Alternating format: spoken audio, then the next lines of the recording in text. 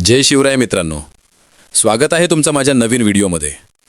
मित्रांनो, आपल्या सर्वांचा लाडका देव द्वादशम हिंद केसरी बकासूर याबद्दल आज आपण एक अतिशय महत्त्वपूर्ण आणि खात्रीशीर अपडेट घेऊन आलो आहोत।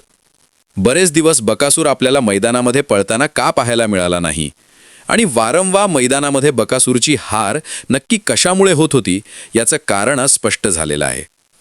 मित्रांनो, आपण सर्वांनी पाहिलंय की बकासूर मोठमोठ्या मैदानांमध्ये जबरदस्त स्पीड लावत पळायचा, पण काही दिवसांपासून बकासूरचा स्पीड थोडा कमी झालेला दिसत होता आणि त्यामुळेच वारंवार पराभव पाहायला मिळत होता।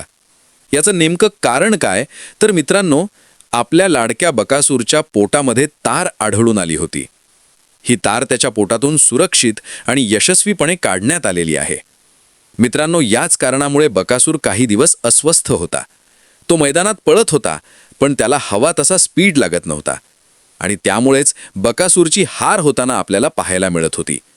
आता मित्रांनो, ही तार काढण्यात आल्यामुळे आपला लाडका बकासूर पूर्णपणे सुखरूप आहे आणि लवकरच पुन्हा एकदा जुन्या फॉर्ममध्ये मैदान गाजवताना आपल्याला पाहायला मिळणार आहे। बकासूर आता नक्की कोणत्या मैदानामध्ये पळणार याची खात्रीशीर अपडेट देखील मी लवकरच तुमच्यासाठी घेऊन येणार आहे।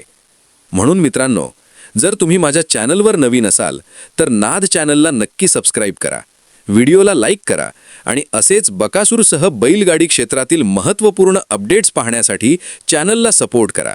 जय शिवराय।